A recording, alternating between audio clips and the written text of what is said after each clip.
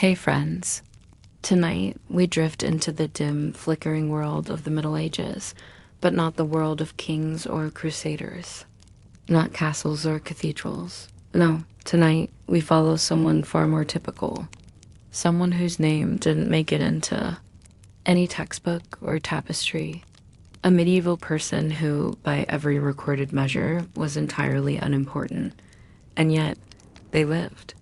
They woke up, they worried, they worked. They laughed once or twice a week, and they had feet that were almost always cold. This story is not about knights or saints. It's about someone like you might have been if you'd been born 800 years ago in a village with more chickens than choices. So dim the lights, settle in, and let your thoughts grow slow and soft. This is your gentle path into sleep. A quiet life, long ago, beneath thatched roofs and cloudy skies. You don't wake up because you want to. You wake up because something made a noise. A rooster, probably. Could have been the neighbor's dog, or a pot falling in someone else's cottage. Or maybe your own cough. It's hard to tell when you're this tired and the room is still so dark. But you're awake now, and you can feel the cold before you even move. The roof groans overhead, wooden beams shifting in their sleep like elderly giants. Wind whispers in the thatch, pressing in with a kind of hushed authority. Your breath fogs lightly in front of. Your face, barely visible in the dim light leaking through the tiny slit of a window. No glass, just shutters. One is crooked again. You'll fix it later, maybe. The blanket, coarse wool, a little damp at the edges, is still wrapped around you, but it doesn't do much. You curl tighter, nose pressed into the rough cloth of your tunic, and for a few precious seconds you pretend you're still asleep. You imagine you live somewhere warm, that there's a fire still burning, that your back doesn't ache from. Sleeping on packed dirt under a thin straw mattress that smells faintly of mildew and sheep, but the rooster crows again. And someone moves nearby, a brother, maybe, or a cousin, or just someone else crammed into the same room. A shuffle of feet, a grunt. The world is stirring. You stretch. Not a luxurious stretch, just a stiff, utilitarian one. Limbs that carried wood yesterday and knelt in dirt and dragged a hoe across uncooperative soil. Your fingers crack a little. You're still young, but your joints make sounds like they disagree. You sit up. The room is quiet except for breathing and shuffling. The small fire you had last night is long gone. Nothing but ash and a few glowing pebbles of ember that offer light, not heat. The hearth will need to be restarted. Someone always does it. Usually whoever is the coldest or the least stubborn. You look around. The others are stirring too. A tangle of limbs and coarse fabric, a few sleepy groans. No one talks, not yet. Mornings aren't for conversation.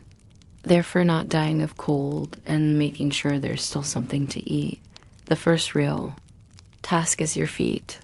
You slide them out from under the blanket and press them against the dirt. They're already numb.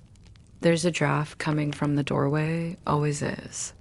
The door is wood, swollen in the frame, and doesn't close all the way anymore. Your toes curl on instinct. Nearby, someone coughs, a wet, chesty thing. It echoes in silence. You wonder if it's just the damp air or if they've got something worse. Nobody talks about sickness unless they have to. Words can summon things, after all. You wrap your shawl around your shoulders. It smells like smoke and hay and something you can't name. It's heavy, at least, that's something. Heaviness feels like protection, even if it isn't warm. Outside, the sky is beginning to lighten, barely. A dull gray that promises rain, or maybe just another day of wet wind. No one really looks at the sky for beauty. It's more like checking a stubborn animal. Will it bite today? Will it soak your only pair of shoes and fill the fields with mud?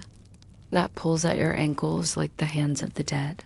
Someone opens the door, not fully, just enough to let in more cold and a wedge of pale light. You hear a chicken complain, and then the soft, wet sound of mud accepting a boot dot you rise. There's no ceremony to waking up, no routine except survival. You shuffle toward the hearth and start poking at the ashes. Someone hands you a few thin twigs. Another person adds straw. Soon there's smoke. Then a flicker of flame. People shuffle around you. You all know the steps, not because anyone taught you, but because repetition breeds knowledge. The fire grows. Its warmth is minor, but symbolic. The room stops feeling like a tomb. You eat whatever's left from yesterday, a crust of bread, a piece of boiled root, a bit of hard cheese that smells stronger than it should. No one complains. Complaining wastes energy. You chew slowly. Food is fuel, not pleasure. Eating is quiet work. The chores begin even before the food is gone. Someone feeds the animals. Someone fetches water, not you, not today. You check the fire. That's your chore badge for the morning. For now, you step. Outside, the air smells like earth and wood smoke and damp wool. A pig wanders by. Chickens mutter to themselves like old women in a church. Your boots sink a little into the mud dot your village, if it can be called that, is more a scattering of structures than a place. Homes made of wattle and daub, roofs of thatch, smoke curling out of low holes, a few fences, a lot of mud dots on one. Waves at you. You don't know if it's a greeting or just them swatting at flies. You nod back anyway. Work starts without discussion. Today, it might be more fence repair, or dung collecting, or scraping the soot from the inside of a chimney. There's always something and rarely anything you choose. You check the field. The soil is too wet to till. You stare at it anyway, as though willing it to dry. It doesn't. You gather some straw and begin weaving a patch for the hole in the roof. The wind yesterday tore it loose. You do this on instinct. Your fingers know the motion, even if your thoughts are somewhere else. Maybe remembering a story your uncle told about a town 3 days away that had actual stone streets. Or imagining what it would be like to sleep with dry feet. Or wondering what bread with spices might taste like. Around you, the village creaks. Into life, children chase each other and get scolded. Dogs bark and get ignored. Someone starts singing an old tune, tunelessly, but it's something. Time doesn't pass quickly. It just passes. Mid-morning means more smoke, more noise, more life. You've done enough to earn a sit, so you do. You lean against the sun-warmed wall and close your eyes for a second. You hear bees, a rare sound this early in the year. You wonder if the hives have survived. You wonder if you'll get a taste of honey this season. Probably not. That's for the Lord's table. You open your eyes. Across the muddy track, someone's skinning a rabbit. Their hands move with ease, rhythm, and care. You watch. You think about lunch dot, which, if you're lucky, might involve a stew. If you're not lucky, it'll involve chewing bread long enough that your jaw hurts. You accept this. Hunger is part of the day, like the cold, like the wind, like the way everyone seems slightly hunched by noon. You're here, alive, whole, not important, not famous, not saintly. But here, and for now that's enough. The morning stretches out like wool pulled too thin. There's no clock, but you know what time it is because your stomach says so. Not that it matters. There's no meal waiting in a pot, no set hour for eating. You'll eat when the work allows it, or when someone with authority says it's time, or when you find something that technically counts as food. For now, you're mending fence posts with a hammer made from a stone tied to a stick. The twine cuts into your fingers. The fence won't hold much, just a suggestion to the goats. That they should stay put. It's not a wall. It's more of a polite wooden whisper. You work slowly, both because you're tired and because speed invites mistakes. One wrong hit, and the post cracks. Then you're out of a post, and possibly out of favor with whoever owns the goat. Or the goat itself, who has a long memory and no sense of humor. The mud sucks at your shoes with each step. Every patch of earth is either too soft or too hard. You can't win. Your feet are already damp. One boot has a small tear in the toe, and you can feel the wet creeping in. You'll try patching it with hide later, if you remember. You probably won't. Someone nearby is chopping wood. You hear the rhythm of it, the lift, the pause, the heavy thunk. There's something comforting about it, even when your hands are raw. It means someone's making warmth for later. Not for you, probably, but someone. A child runs past carrying a stick like it's a sword. Another follows, howling in mock battle. Their laughter cuts through the air like sunshine. Then, they vanish behind a hut and the sound fades. You don't know whose children they are. Everyone's, maybe. No one really keeps track. They belong to the village as much as to anyone in it. By mid-morning, your arms ache. Not from one big task, but from 100 small ones. You've patched, carried, fetched, tied, bent, lifted, and hauled. All of it without thinking too hard. Thinking takes energy. Thinking makes you wonder if it'll always be this way. So you don single quotes T dot instead. You focus on the familiar motions, twist the rope, tuck the end, test the strength. It holds. Good enough. Someone calls your name or something close to your name from across the track. You turn. It's the woman who tends the pigs. She waves you over without smiling. No one smiles just for calling you. She needs help moving a trough. You don't ask why she doesn't ask someone else. That's not how it works. If you're visible, you're available. The trough is heavy, slick with something that probably used to be food. It takes both of you to drag it. The pigs watch you with dull, intelligent eyes. One of them snorts as if judging your technique. You ignore it. When it's done, she grunts a thank you. Not a word, really, just the sound of acknowledgement. You nod back. That's enough. Gratitude is mostly silent here. Your fingers are sticky now. You wipe them on your tunic and keep walking. At some point, someone starts the fire for the midday meal. You smell it before you see it. The faint scent of onions, maybe, or a leek. A stew is building slowly out of whatever was still edible. You drift toward the hearth. There's a small communal area in the middle of the village, a space where people gather for heat, talk, food, and complaints. It's a circle of stones with a fire in the center, a few benches, a few logs. Someone's dog sleeps near the edge, half curled and twitching in its dreams. You sit down, no one says much. Talking is for after eating. There's a kind of unspoken rule. Hunger makes people short-tempered, and it's best not to test it. One man is sharpening a blade. A girl is sorting through dried herbs, crushing them into powder with a stone. An old woman hums under her breath while stirring the pot. You lean forward, hands toward the fire. The heat doesn't reach your back, but your fingers start to tingle.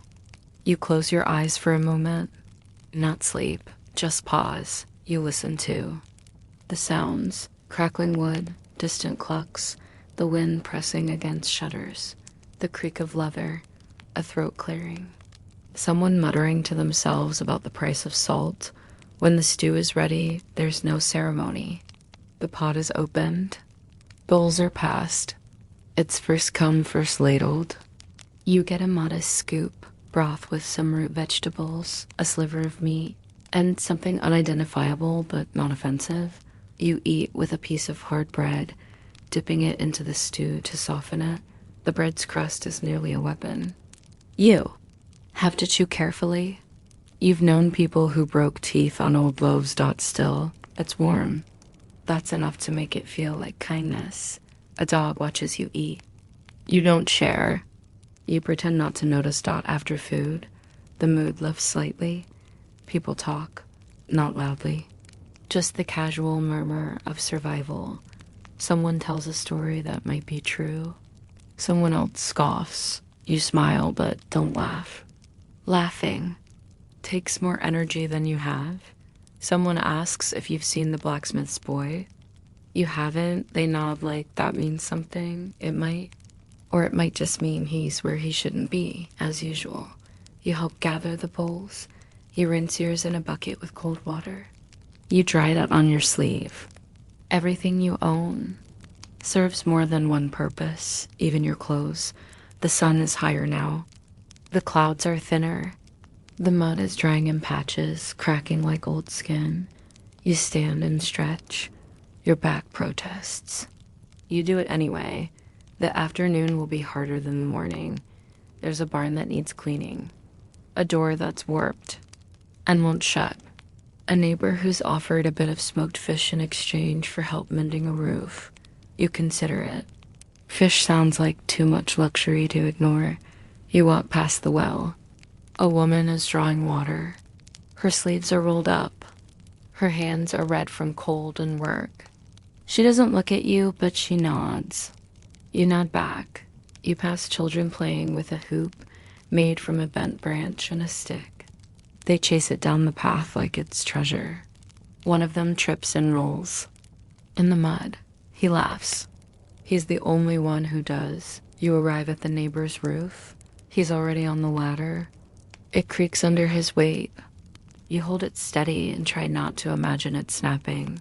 He drops some thatch. You catch it. You pass it back up. The rhythm is easy. For your help, he gives you a slice of smoked fish wrapped in cloth. It smells strong, but it's food. You tuck it into your pouch for later, or maybe for someone else. Someone always needs food more than you do, Dot, as the afternoon stretches on. The village settles again into its pattern. Tasks, pauses, more tasks. A wheel gets repaired. A cart squeals and is oiled. Someone sings while churning butter, off-key but with heart. You feel tired in every part of your body, but not exhausted. Just used. Like a tool returned to its shelf, ready again tomorrow. Thought you think about the evening and how it'll smell like smoke and broth and sweat. How people will sit together closer now with their hands around mugs of thin ale or weak cider. You think about the dog that'll lie by the fire, the one who always tries to sneak bread when no one's looking. You think about the stars and how they'll come out later, not as decoration, but as old friends you don't really understand. You'll see them between the slats and the shutters, flickering like distant fires. But for now, you keep working. You pull weeds. You drag branches. You mend a basket with twine and spit and prayer. You are not famous. You are not written down. You are not even particularly good at any one thing, that you're part of something.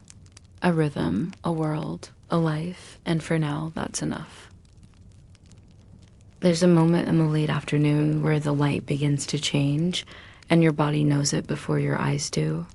The shadows stretch a little longer, the wind cools a little faster, and your hands, stiff from hours of quiet labor, begin to ask how much more they'll be asked to do. You pause to stretch your fingers. You've been mending a basket, using a bone needle and some frayed twine salvaged from an older basket that finally gave up. The new one is passable, but not pretty. Then again, nothing here is pretty. Not in the polished sense. Not in the way traveling merchants talk about things in cities. Colors, embroidery, carved handles. Here, pretty means hasn't fallen apart yet. A cart rattles past, drawn by a donkey that looks as tired as you feel. The man guiding it nods at you. You nod back. No one waves. No one has the energy to wave unless there's a real reason. A nod is enough. A nod says, I see you. We're both still here. The ground is harder now. The afternoon sun has dried the surface mud, leaving behind a cracked, tight skin over the deeper sludge beneath. Your boots crunch when you walk. You step carefully, not out of grace, but because twisting an ankle now, with planting season soon, and no healer in the village, would be a long-term problem. Most injuries are not emergencies here. They're slow burn disasters. You pass the baker's hut. He's already shaping dough for tomorrow's bread, his hands coated in flour and focus. The smell of the starter, yeasty and sour, drifts out like a blessing. Your stomach remembers it's empty again. The stew was filling enough in the moment, but work burns through everything. Hunger is always just around the corner. Across the path, someone is boiling linen in a pot with ash and soapwort. Laundry day. It happens when the weather allows, and today is just dry enough. Wet clothes hang from lines strung between trees. A pair of children race between them, laughing, playing some game with rules only they understand. Their laughter makes something in your chest ache, not painfully, just quietly. You remember being that small, maybe. Or maybe you've just heard enough stories to convince yourself you do. It all blurs. Childhood here is a sprint, not a phase. One day you're dragging sticks in the mud. The next you're handed a broom, a hoe, or a crying baby. Someone calls your name. It's a woman from 2 cottages over. Her sheep has wandered again. This one always does. You help herd it back with a stick and a patient tone, waving your arms and muttering promises of stew if it doesn't behave. The sheep ignores you but walks where you want it to anyway. She thanks you with a smile this time. That's rare. You nod, say nothing. Keep walking. You return to your own corner of the world, a patch of land with some tools, some rope, and a stool that wobbles. You fix a handle on a bucket. You collect stray kindling for the evening fire. You check on the place where rain got in during the last storm. The thatch has held, for now. A boy walks past with a bundle of twigs too big for his frame. He's puffing with pride. You tell him, gently, to mind the puddles. He nods solemnly, like you've entrusted him with something sacred. Then he steps in the puddle anyway. You sigh, not in anger, but in solidarity. The puddle always whims. Later, someone begins to sing. Not a full song, just a low, meandering hum. A working song. The kind that doesn't ask for attention. You hum along, maybe. Or maybe you just let the sound wrap around you like smoke. The village softens in the slanting light. Work still happens. Someone is salting fish. Someone else is shaving curls off a wheel spoke with a blade. But there's a change in the pace.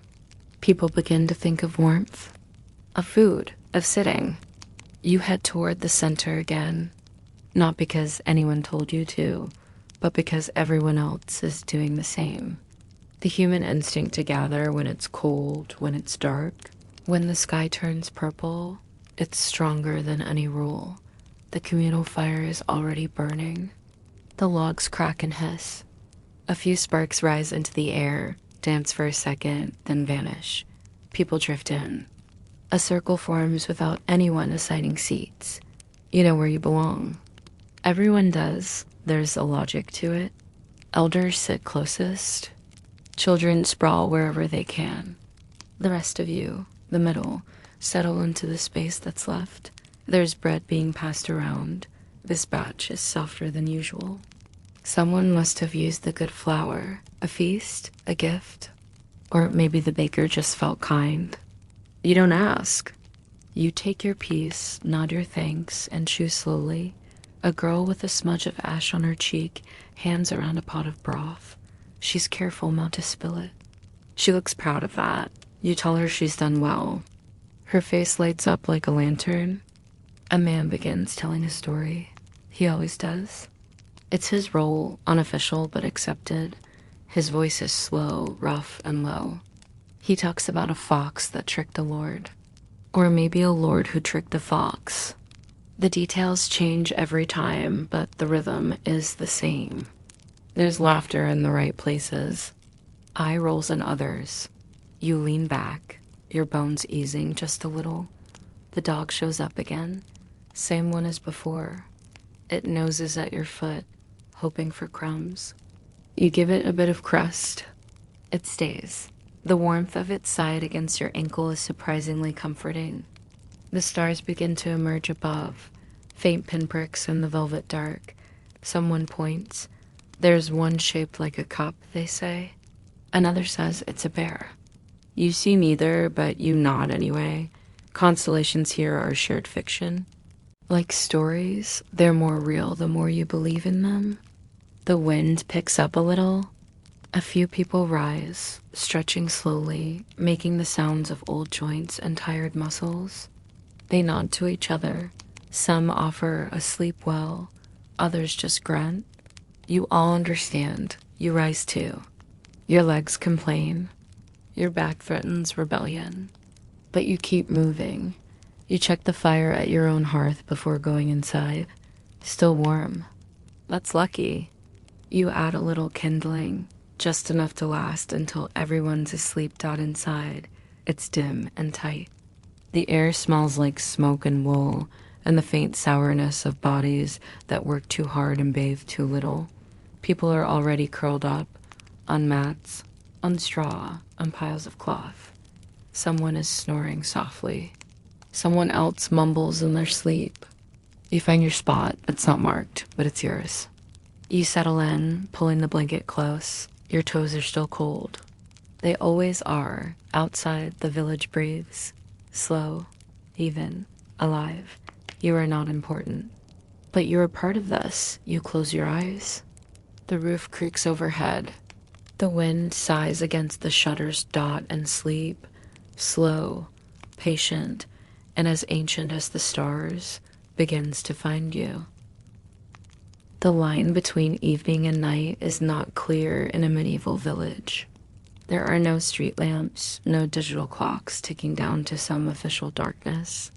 Instead, it's a slow unraveling, first the fading of gold on rooftops, then the wash of deepening blue, and finally, that unmistakable soft black that settles like a heavy cloak over the earth. You don't sleep yet. Few people do. There is still conversation, still the last small tasks of the day. Some are practical, banking the fire, securing shutters, checking that no livestock has slipped a fence. Others are ritual, half habit and half comfort, laying out tomorrow's tools, folding clothes, even if they're worn and stiff, sharpening a knife that doesn't really need it, just to feel useful. You lie back on your mat for a while, not asleep, but not fully awake either. It's a kind of in-between. You hear someone scratching at their scalp, someone else breathing, loudly through a nose half blocked with dust or the beginnings of a cold.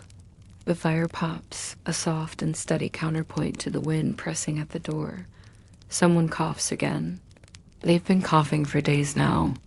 You think about that for a moment. Then you stop. Thinking too much about illness is like inviting it in. The darkness in the room isn't total. The firelight dances on the walls, creating flickering shapes that shift and stretch.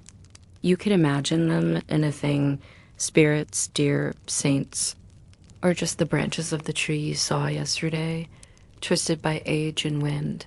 Eventually, you sit up again. The blanket slips from your shoulders, and the cold hits you like a breath held too long. You wrap yourself again. Someone else stirs as well, rising from the far side of the room. No one says much. Voices at night are quieter, words fewer. The day is over, and speaking too loudly feels like disrespecting the quiet that's earned. You walk slowly to the doorway. The latch creaks softly in your hand as you ease it open. The air outside is sharper now, cool and clean and utterly silent. Stars are out in full, thousands of them, scattered across the night like seeds on dark soil. No lamps, no smoke from chimneys. The world above is brighter than you remember. You stand there a while, not for any real reason, just to let the sky settle inside you. You hear an owl in the distance, a low, lonely sound. You glance toward the fields, but they're too dark to see now. Still, you know them. You know every rock, every bend in the road, every shadow. Behind you, someone moves. It's the boy who sleeps closest to the fire. He's carrying a small pot, you hear? The slosh of water. He offers it to you without a word. You drink. It's cool, a little metallic. It tastes like the bucket it came from, but it weights your throat, and that's enough. You give it back with a small nod, and he disappears into the dark behind you. Again, you walk a little, not far, just to the edge of the hut. Your eyes adjust slowly, and now you can see the vague outlines of roofs, the soft huddled shapes of homes like sleeping beasts. There are no torches. Light is expensive. So is oil. A candle, if anyone has one, is hoarded like treasure. Most people go by the fire's light or by touch. You step in something soft and wet and curse under your breath. Not loudly. No one else needs to wake for your misstep that you sit on a wooden stump near the wall. It's where you sometimes carve things, nothing grand. Just notches, patterns, little whittled shapes with no name. Your hands itch for the knife, but you've left it by your bed. Instead, you rest your elbows on your knees and breathe. You think of the people in the next village over. Are they asleep already? Eating? Do they tell the same stories at their fireside? Does their baker use better flour? Does their priest speak softer? You'll never know. You haven't been there in years, and travel isn't easy. Feet are your only option, and time is precious. Your world is this world, a ring of huts, a handful of faces, and the constant presence of mud, fire, sky, and work. You return inside. The fire has dimmed now, burned down to its embered core. The others are lying still, bundled in layers of wool, straw, and whatever warmth they've managed to gather. Some sleep easily, their breath slow and regular. Others toss and murmur out you lie back down. You pull the blanket to your chin. You curl slightly, knees to chest. Your hands slide beneath the fold of cloth where it's warmest. Sleep doesn't come quickly. It never really does. But it arrives eventually, not like a wave, but like a fog. Gradual, enveloping, full of images you don't remember forming, and then suddenly it's not sleep anymore. You're awake again. Not fully, just the kind of awake where something made a sound and your body noticed before your thoughts did. A crack, a sigh, a creak. The normal music of a wooden house settling against its own weight. You shift a little, adjust, resettle. A few sparks from the fire glow faintly in the dark. The red of them makes shadows that seem to breathe. You think of saints, of prayers. Not because you're devout, exactly, but because they're familiar. The rhythms, the names, the stories of protection. Everyone speaks them like seeds scattered in the air. Some prayers are for crops, some for bones, some for rain. Others, for dreams. You say one just under your breath. The one your grandmother used to whisper when the wind sounded like it was speaking. Holy keep and roof above. Fire low and filled with love, dot guard our limbs and close our eyes and turn away the fox that lies. You don't know if she made it up or if it came from somewhere older. It doesn't matter. It works either way. The wind has picked up again. The shutters rattle slightly. Someone stirs and mutters a name, not yours. Then stillness again, dot in the dark. You count the things that need doing tomorrow. You don't try to stop yourself. The mind works how it wants, especially when it's tired. You will need to find more straw for the goats. The hearthstones need sweeping. There's a crack in the wooden wash basin. The path to the well is slick again. The dye pot needs scrubbing before the color sets. You promise to help carry a load of firewood from the woods. You should check the snares. You should also rest. Eventually your thoughts soften again. They stretch out like limbs into the quiet. Your breathing slows. The village sleeps. The fields sleep. The fire breathes quietly in its stone cage. The sky, thick with stars, watches silently through the cracks in the roof. You are not known. You are not important, but you are here, and that's enough. Dawn doesn't come gently. There's no dramatic golden light pouring through stained glass. No birds on chorus in perfect harmony. No silence of reverence, just gray light. A rooster that sounds like it's fighting with its own voice. And the cold, ever loyal, finding its way into your bones before you even open your eyes. You blink into the pale haze of the new day. The fire is out. The coals are barely orange. The smell of smoke clings to everything: clothes, hair, thoughts. You stretch a little beneath your blanket, not because it's comfortable, but because something in your spine insists. A quiet creak, a pop in your shoulder, a sharp reminder that you slept on straw again. The others stir too. The morning is not private. Privacy is not a thing here. The moment you move, others move. The first cough echoes like a signal. Someone shuffles toward the hearth. Someone else begins pulling on boots still damp from yesterday. You rise. You pull on your heavier tunic. It still has flecks of ash on. The sleeve from when you leaned too close to the fire last night. You brush them off and watch them vanish into the dust on the floor. Today, you're headed to the woods. Not for drama. Not for adventure. Not to fight bandits or spirits. Just for Wed. The forest, while grand and ancient in songs and stories, is mostly where your fire comes from. Kindling, logs, twigs, bark, everything. You need to keep the hearth alive. You take a piece of bread with you, last night's, hard now, but not moldy. You tie it in a bit of cloth and tuck it into your belt. A small knife, too.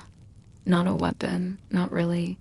Just sharp enough to strip bark or cut rope if needed. Outside, the air is crisp and damp. The mud has a skin of frost. Your boots crunch, not squelch. You count that as a win. You pass the edge of the village with a slow nod to the old man mending a chair by his door. He nods back without pausing his work. That's enough of a goodbye. The path to the woods isn't marked by anything official.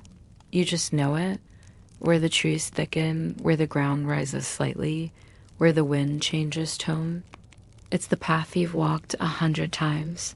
Each one slightly different, but always the same. The forest doesn't announce itself. It grows around you slowly. First a few scattered trees, then denser. Then the hush, the quiet of leaves. Overhead of damp ground that absorbs sound. The forest listens, but it does not speak. You find your usual tree, an old one, half dead, leaning slightly. It offers good branches, dry wood. It has already given you more than a trio's. You offer a small nod, not out of belief, maybe, just respect. You've heard enough stories to be careful. You begin to collect out, not cutting down, just gathering. Fallen limbs, bark, dry pine. You stack them against your side as you go, arms slowly filling with the scratch and snap of fuel. The sounds here are different. A crow arguing with itself, leaves shifting, the groan of a distant tree. You don't hum. You don't talk. The forest doesn't mind your presence, but it doesn't invite you to make noise. Once your arms are full, not quite too full, but close, you sit for a moment on a rock shaped like it's always been there. You unwrap the bread. You chew. Slowly. It tastes like yesterday and the day before and 100 other mornings. But it quiets the hollowness inside you. You look around. You know this spot. The moss on the tree roots. The half-buried stone that looks like a foot. The dark hollow in the tree that might be a squirrel's home. Or a spirit's mouth, depending on who you ask. You breathe in the smell of earth and bark. It's the kind of smell that doesn't exist outside the woods, not in the village. Not near the fire, only here. It smells old and heavy and very alive. You gather your bundle of wood and begin the slow walk back. The load is awkward, pressing against your ribs and sliding down one side. Your arms ache, your back protests. You keep walking. By the time you reach the village again, your shirt is damp with effort. Your hands are scratched. Your legs are sore, but the hearth will burn again tonight. You drop the wood by the fire. Someone grunts approval. Someone else says you've taken the best pieces, joking maybe. You nod and wipe your hands on your tunic. Sap clings to your fingers. It'll take days to come off. Midday is nearing. You take a bit of broth from the communal pot. Someone added cabbage. It tastes green. That's the only word for it. But it's warm. It fills the gap in your stomach that the bread only touched. You sit near the fire again, not for rest, but to let the warmth pull some of the forest chill out of your bones. Others gather too. Someone sharpens a scythe. Someone else is carding. Wool, pulling tangles free with slow, rhythmic movements. You watch the wool for a while. The way it straightens, smooths, stretches. It looks simple, that you've tried it. It isn't. You spend the afternoon with the leather worker, helping him repair a harness. His fingers are clever, always moving. You hold pieces in place, hand him tools, cut lengths of sinew with careful slices. He doesn't say much, you don't either. Work doesn't require conversation. At one point, he offers you a bit of dried apple. You take it without thanks. That's not rude. It's just how things are. Thanks are often implied, not spoken. As the sun lowers, you start to think about your feet again. They've been wet for most of the day. You'll have to dry your boots by the fire tonight. You hope the others haven't taken the best spot already. You think of the feeling of warmth creeping back into your toes. Slow, almost painful at first, then comfortable. It's one of the few luxuries you know. Evening begins to gather again. The sky softens to gray-blue. The clouds stretch out like wool being combed. The shadows lengthen. Someone rings a bell, not for time, but for attention. A small gathering is forming. The priest is telling a story tonight. He doesn't do sermons, not often, but stories, yes. Tales with bits of scripture tied into the ends. Morals tucked into the corners like secret herbs. You sit on a log and listen. He tells one about a saint who tricked a demon into plowing his field. You've heard it before. The demon is always red. The field is always stubborn. The trick is always clever. Still, you listen. Because repetition is how stories take root. Because it passes time. Because it's good to hear words that aren't instructions or complaints afterward. There's a pause, the kind where everyone is deciding whether to get up or sit longer. You sit longer. The stars blink above again. Cold bites again. Smoke curls upward in lazy spirals. You think about tomorrow.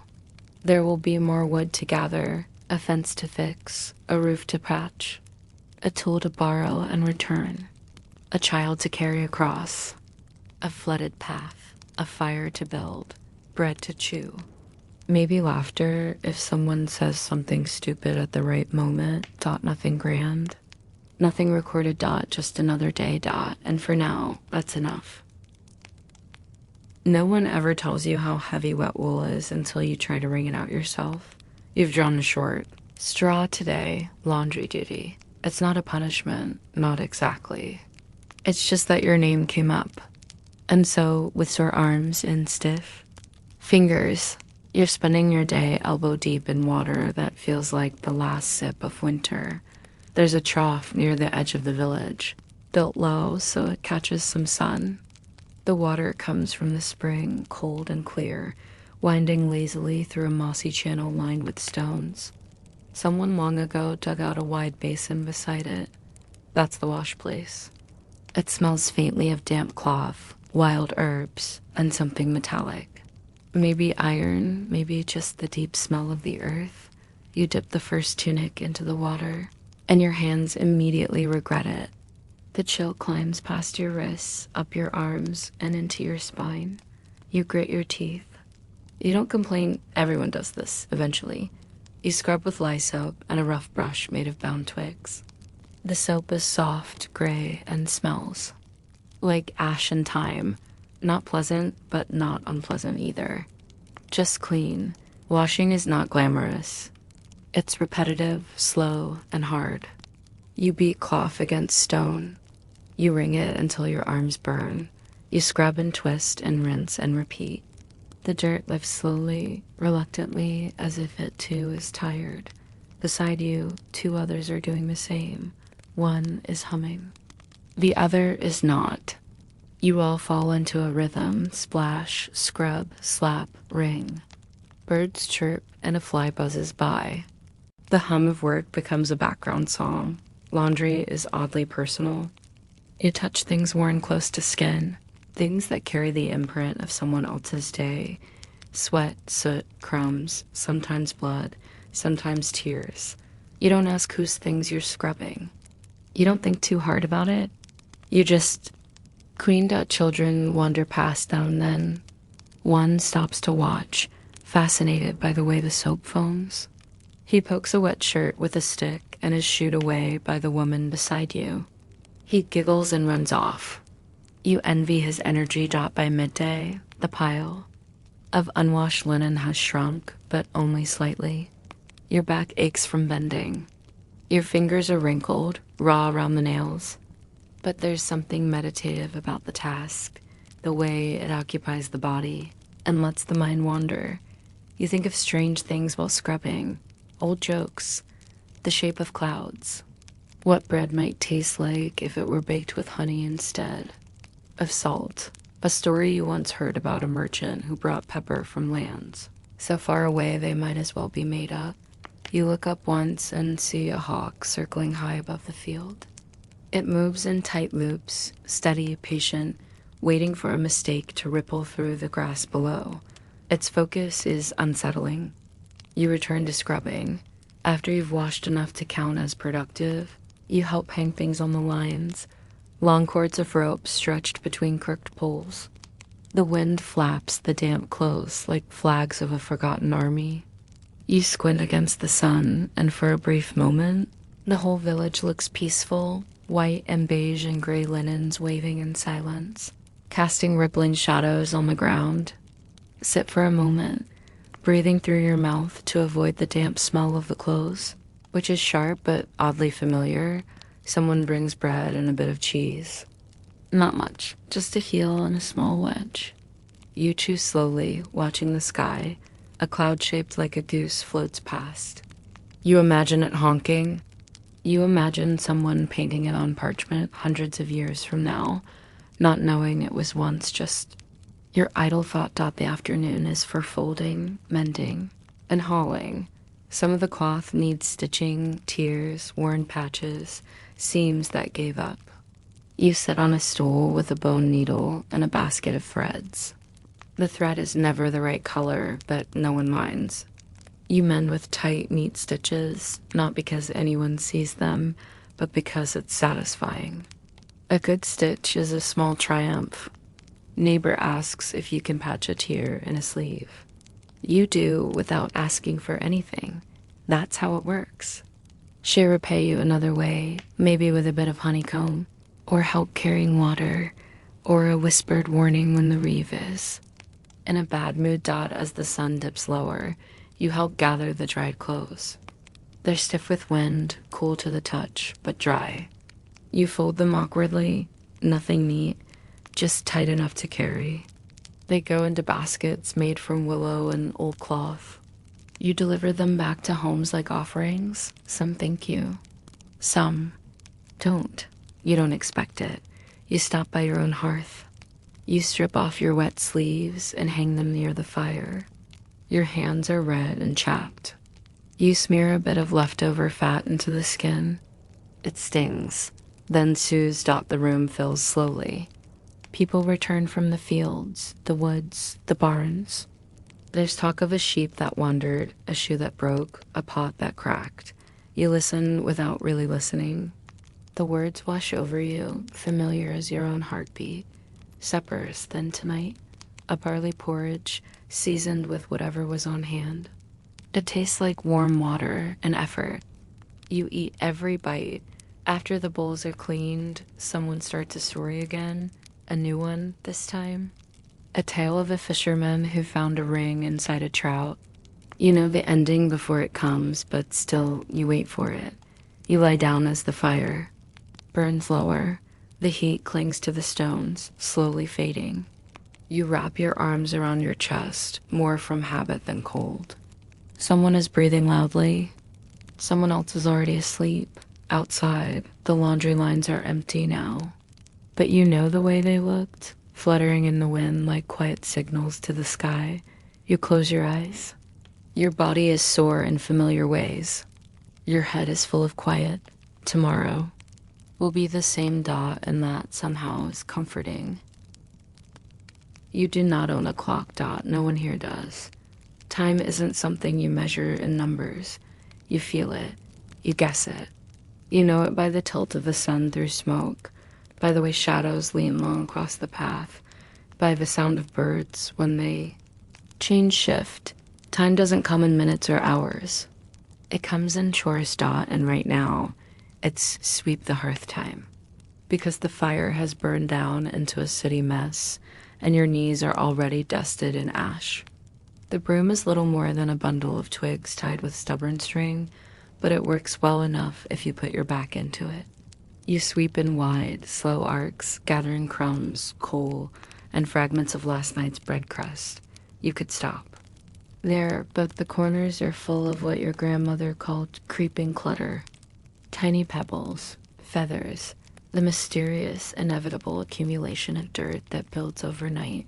Even when you did everything right, Dot, no one thanks you for cleaning. They just notice when you haven't.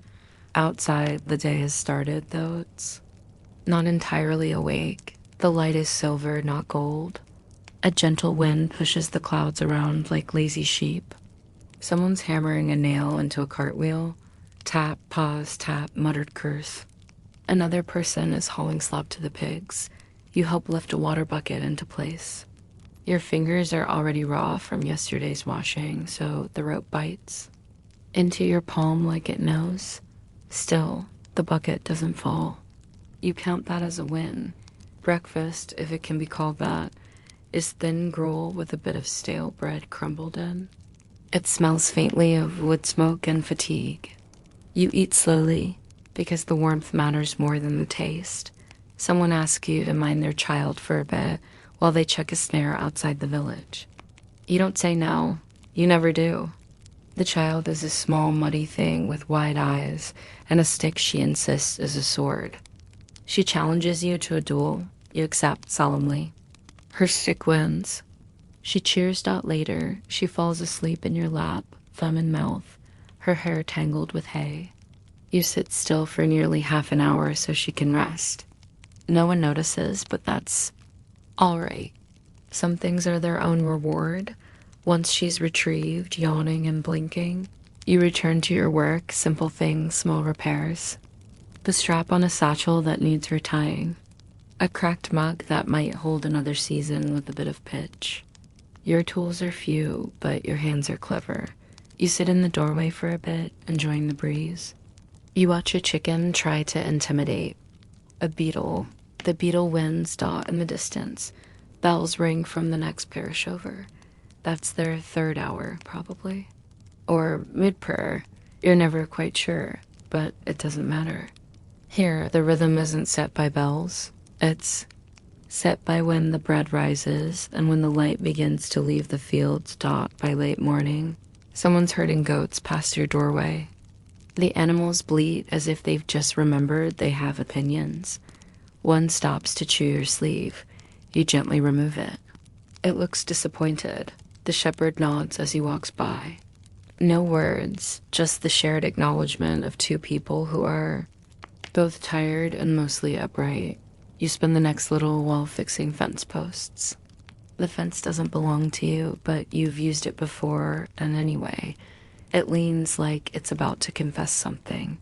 The hammer is splintered. The nails are bent. The wood groans. You press, hold, tap, lift, adjust. It holds. For now, the sun climbs, and your neck starts to itch from the heat. You push your sleeves up and wipe your face with the back of your wrist. Your skin tastes like salt and patience. Lunch is a handful of boiled beans and a wedge of something that used to be cheese. You eat it sitting on a step next to the cobbler, Who's lost in thought over a boot that split near the sole. You say nothing. He says nothing. Two people side by side, chewing and breathing. Afterwards, you fetch water again. The path to the well is worn smooth by feet, like a record played too often. You know every bend in the stones. You know which patch of grass hides a dip. You step around it without thinking Dot at the well. Someone else is waiting. The girl you've known since you both were small enough to fall in if no one held your waist. You nod. She nods. The silence stretches, not awkward, just shared. I dropped. A spoon and less weak, she says at last.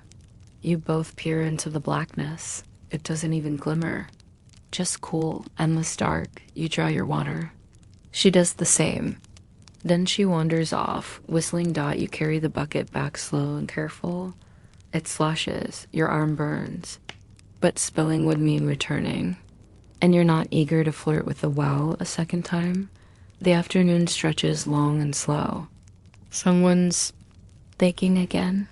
You can smell it, flour and heat, and that faint promise of something better. A loaf, maybe, or small cakes if they were lucky enough to trade for honey. You help stack hay into a cart. The fork is heavy and the hay scratches your arms, but it smells sweet, earthy, green. It's one of the better smells here. You think you'd miss it if it ever disappeared. Dot, at one point, you see the boy who once tried to trade you a live frog for a shoe buckle. He's got a crow feather tucked into his cap today. He looks proud. You don't ask why. The sky begins to pink. That slow, soft warning that evening is coming, and you haven't done half of what needed doing. Still, no one rushes. What doesn't get done today waits for tomorrow. That's the unspoken contract of village life. The days never end. They just pile up, quietly. You return home and dust yourself off. You wipe your hands on the doorframe, not thinking. There's a mark there. Now, your mark, from days and days of small gestures. It's not carved, but it's real. The fire's already going. Someone threw on a handful of herbs. It smells strange, but nice. You settle on your usual spot and take the bowl passed to you without looking.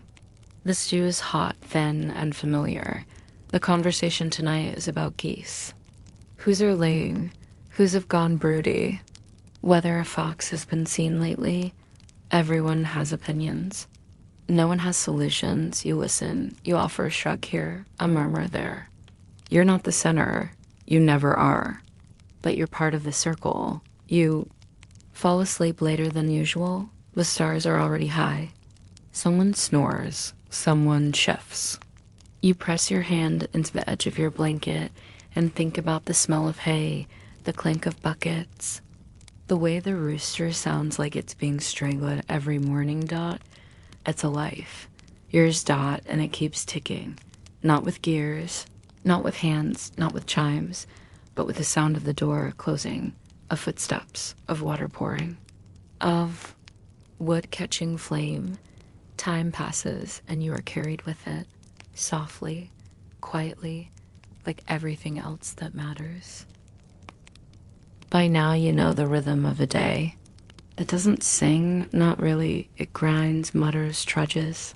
There's no moment where someone stands and says, it's time for chores. The chores declare themselves. They are always present, like the wind, like the dust, like the smell of animals and onions that seems to live in your clothes no matter how often you scrub them. Today, the dust has teeth. Dot, it coats everything, the floor, your skin, the corner of your eye. Someone stirred it up by hauling sacks of grain across the path. You saw it happen, a slow lumbering drag, and then a cloud rising like a spirit annoyed at being woken. You cough once, twice, then shrug. That's the weather now. The floor inside the hut is dry earth, packed hard by years of feet and spills and ash. It doesn't stay clean. It doesn't want to. Still, you sweep it again and again, pushing little piles into the corners. Sometimes you find treasures in the dust, a button, a bead, a chicken feather. Sometimes you find just more dust. The broom is new, not yours, but borrowed from a neighbor who is slightly proud of it. It sweeps in gentle curves, smoother than the old one that's more stick than bristle. You're grateful, though you'll never say so directly. You'll just return it clean and maybe hand over a boiled egg in exchange. That's how things are done. Up the pigs are loud today, that you can hear them from inside, snorting and grumbling like old men in a bathhouse. They always sound mildly offended. Maybe they are. The mud in their pen is drying out, and they do not approve. You head out, sloshing water from the bucket into the pen. One pig rushes forward, delighted. The others follow, less enthusiastic, but curious. You watch as they sink their hooves into the muck, roll onto their sides, and sigh in that particular way pigs do, dramatic and theatrical, like they invented suffering. You lean on the fence and exhale. The sun is hot today, though still filtered by streaky clouds. Your shirt sticks to your back. Your boots are already damp from the trough. A chicken passes behind you, quietly offended that you did not offer grain. You spend part of the morning patching a loose plank in the pen. The pigs ignore you until the hammer comes out. Then one squeals in alarm and rushes away as though you'd insulted its lineage dot. Your fingers are sore from gripping nails. You use your sleeve to wipe the sweat from your brow, leaving behind a smudge of dust and pig smell. Someone calls you. You don't answer right away. You wait, then turn, then nod.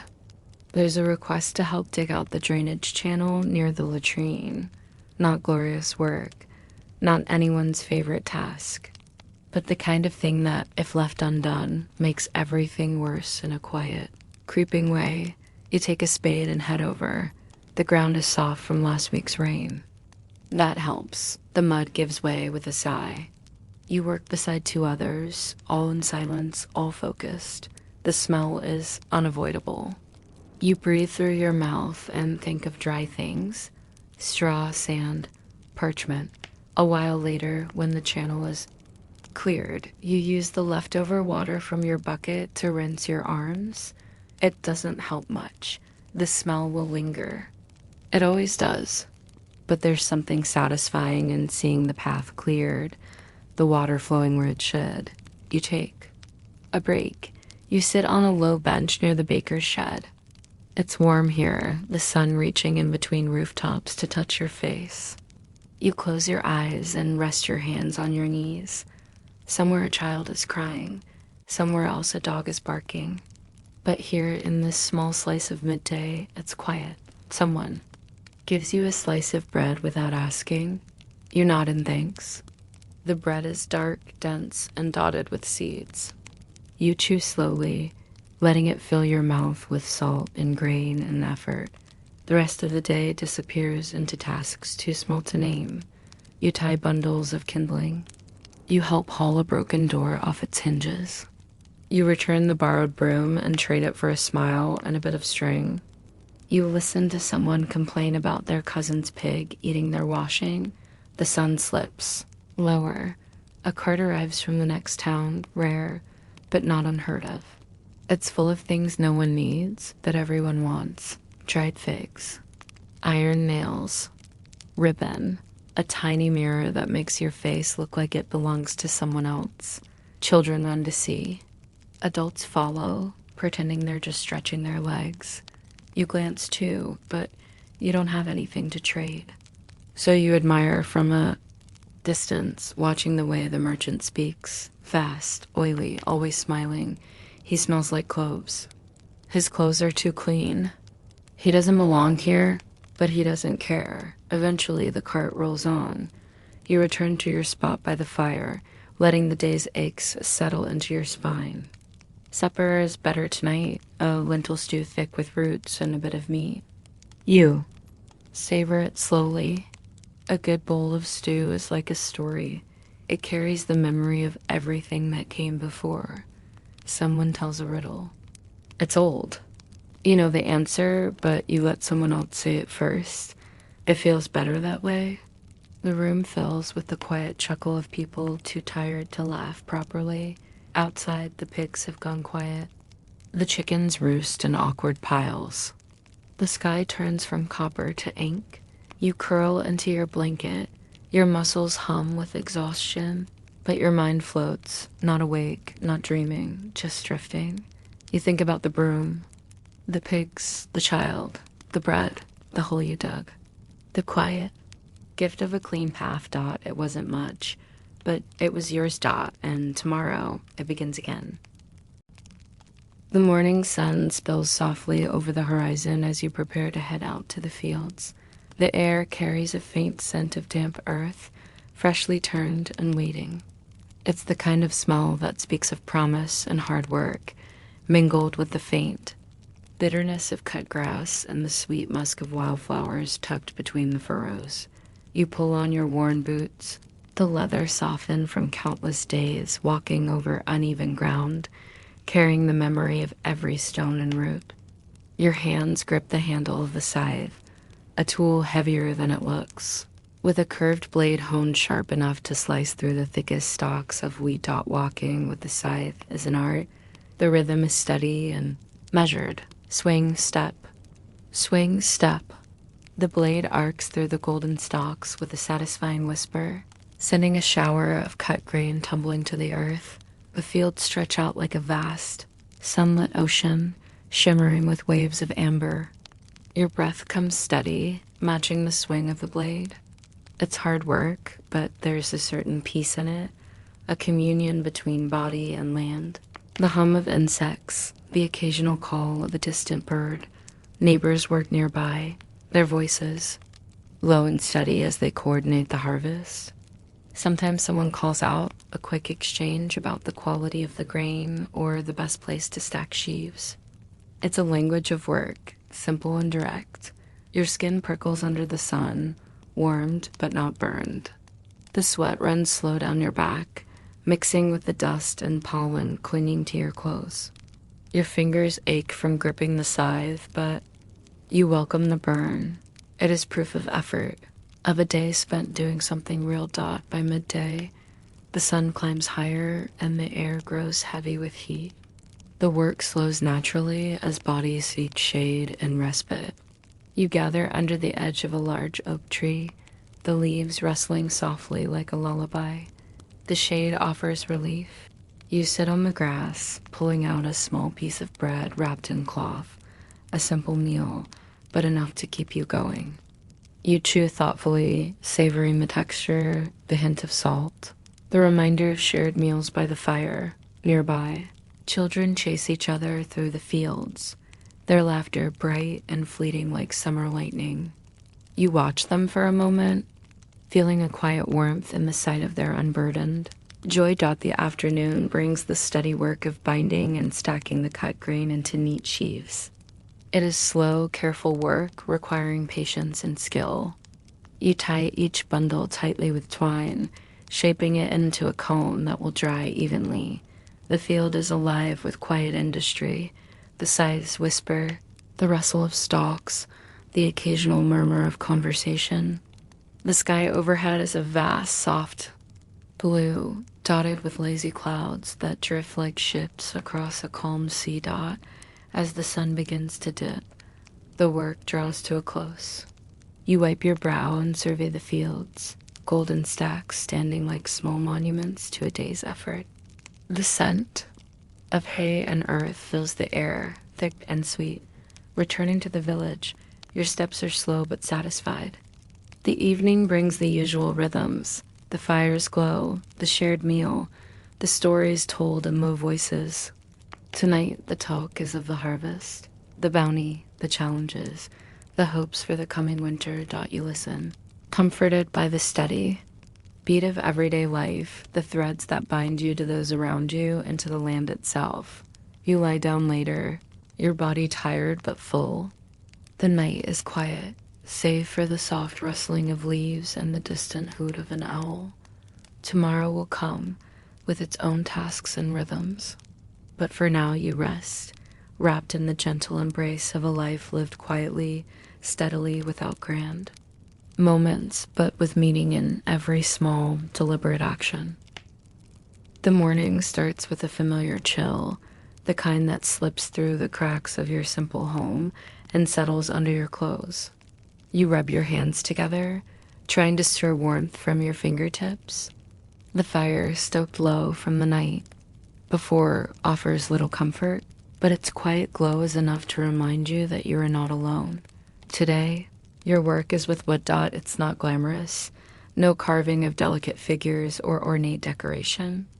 Instead, it's the steady, necessary task of repairing a cartwheel that wobbled precariously yesterday. The wheel is heavy and the wood smells of sap and earth. It's rough to the touch, but strong, like you hope your own body will be after. Years of such labor. You gather tools, an old blunt knife, a mallet made from a tree branch, and a few nails scavenged from a previous project. Each has its place, each has earned its keep. The wheel lies on the ground, half buried in straw and dirt. You examine the spokes, testing each for weakness. Some are cracked, others loose. You begin by tightening the iron band that holds the wheel together, banging the mallet slowly and methodically. The sound echoes faintly in the still air, a steady rhythm that accompanies your thoughts. Splinters dig into your palms, and the muscles in your arms burn with effort, but the work is satisfying. It demands focus, patience, and a gentle touch. Tempered with firmness, the wheel will hold for many more trips once you're done. The village around you hums softly with activity. Somewhere nearby, children play a rough game of tag, their shouts muffled by distance. A dog barks, chasing a shadow. Smoke curls from chimneys, mingling with the crisp scent of pine and earth. You pause briefly to wipe sweat from your brow and look up at the sky. Clouds drift lazily, promising no rain for now. The sun shines through breaks in the branches above. Casting dappled patterns on the ground, the afternoon brings a welcome break. A neighbor approaches with a basket of fresh herbs, rosemary, thyme, and a sprig of lavender. They offer you a bundle, a small gift for your hard work. You accept with a nod, knowing it will help keep your spirits up when the days grow colder. You take the herbs inside, where the air is warmer and smells faintly of smoke and wood smoke. You prepare a simple tea, steeping the fragrant leaves in hot water drawn from the well.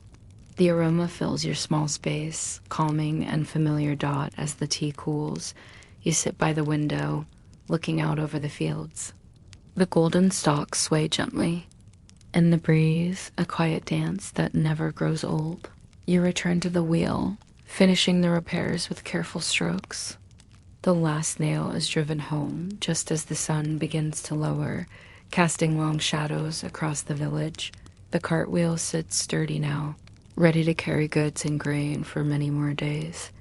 The evening settles in softly, bringing with it the usual sounds, whispers of conversation, the crackle of the fire, the low murmur of prayers or songs that drift through the air. You eat a simple supper of stew and bread, savoring each bite. The warmth spreads through you, comforting and familiar. Before sleep, you tend to your tools, cleaning and setting them aside. Tomorrow will bring new tasks, new small battles with time and wear.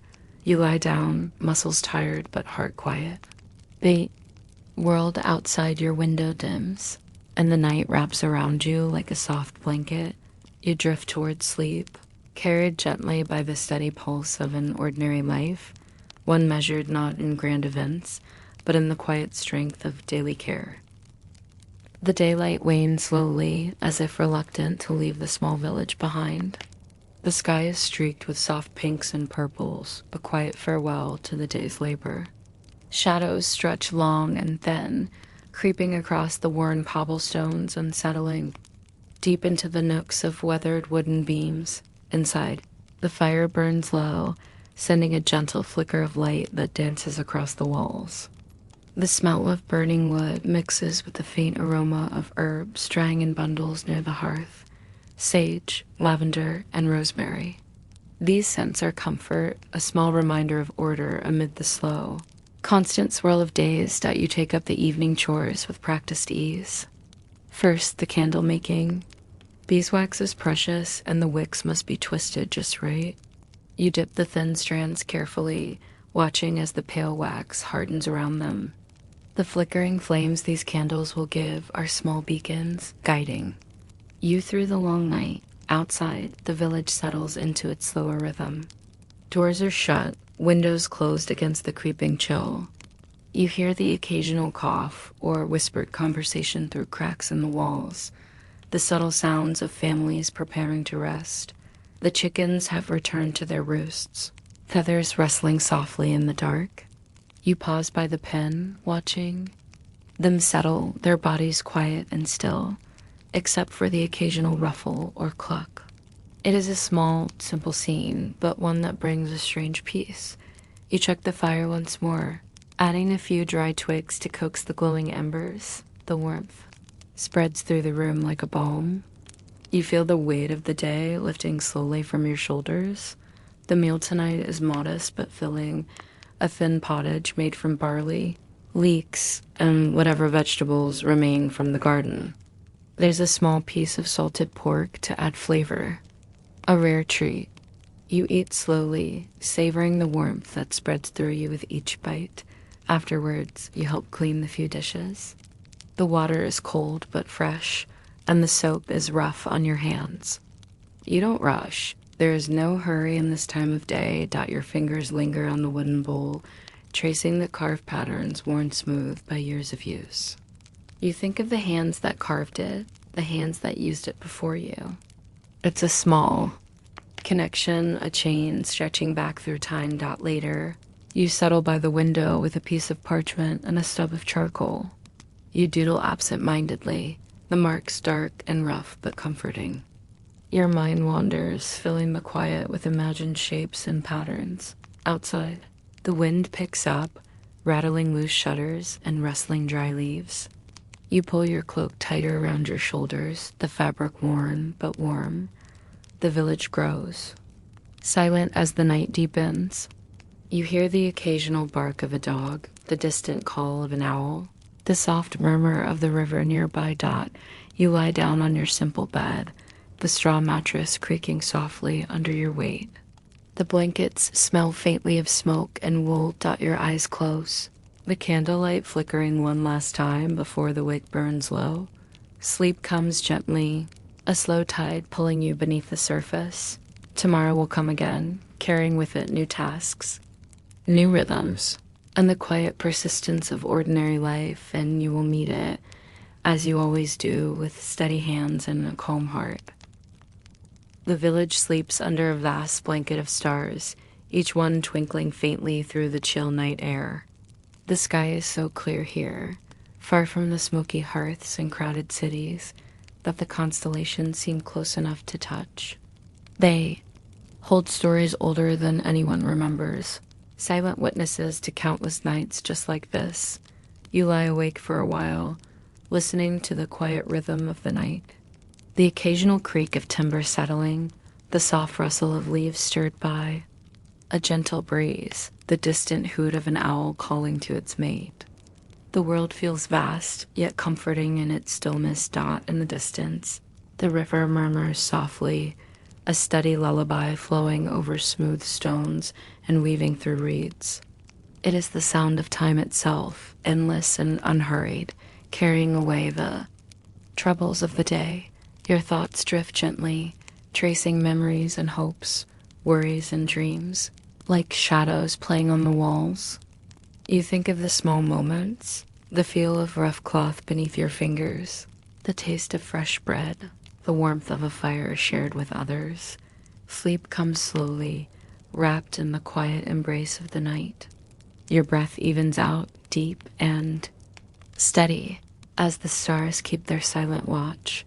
The night is a pause, a necessary stillness before the day begins again, and in that pause, there is peace. Dawn stretches slowly over the village, painting the sky with pale strokes of pink and gold. The air is crisp, filled with the mingled scents of damp earth, fresh bread, and the faint tang of morning dew on hay. The village awakens gently, doors creak open, hearth fires are rekindled. The soft murmur of voices stirs like a breeze through the narrow lanes. Today is market day. Though small, the market is the heart of connection beyond the village. It's a place of exchange, not just goods, but stories, news, laughter, and sometimes quiet agreements made in shared glances. You make your way there, basket in hand, feeling the familiar unevenness of the cobbled path beneath your boots. The market stalls are simple, wooden frames draped with cloth, laden with goods gathered from fields, forests, and distant neighbors. Farmers offer bundles of herbs, baskets of apples, and sacks of grain. The scent of fresh cheese mingles with the sharpness of cured meats hanging nearby. A woman carefully arranges dyed wool, her fingers stained softly from the natural colors. You pause to greet neighbors, exchanging brief nods and smiles. There's no hurry here, only the steady rhythm of slow barter and conversation. Your own contribution is modest, a handful of eggs, some hand-woven cloth, or a small basket of preserved berries. You treat carefully, mindful of the value, but also the connections the trade brings. As you wander, you overhear snippets of news. The king's taxes might rise. A neighboring village lost livestock to wolves. A traveling monk is expected soon. The market is alive with quiet energy. Children dart between legs, laughing and chasing one another. A musician tunes a lute, fingers plucking tentative notes that weave through the air. You find a moment to breathe, resting on a wooden bench beside the well. The stone is cool beneath your hands. Around you, life hums steadily on, ordinary, persistent, unremarkable yet vital. As the sun climbs higher, you gather your purchases and make your way home, the baskets heavier but your heart lighter. In the village, the day resumes its usual pace, but with a subtle difference, a feeling of connection, of belonging to a web that extends beyond your own small world. Even in a life unmarked by grand events, these moments weave the fabric of community, a steady thread through the years. You settle in for the afternoon, carrying the gentle warmth of the market day with you, a reminder that even the smallest lives are part of something larger, something quietly enduring. The day leans gently toward evening, and the light softens, turning the sky into a wash of burnt orange and deepening purple. Shadows lengthen and melt across the village, folding over rooftops and cobblestones like a quiet sigh. The air cools, carrying the scent of damp leaves and distant wood smoke. Somewhere, a dog barks softly, a last ripple of sound before night gathers everything into stillness. You move slowly through familiar tasks, each one small and steady, a ritual in the closing hours. You gather firewood, stacking the brittle, twigs and thicker branches with care, knowing this pile will be the heart of warmth for the night. Inside, you arrange simple dishes for supper, a thin broth, fresh bread, perhaps a handful of greens from the garden. The meal is modest but enough, like the rest of the day, humble, practical, quietly sustaining.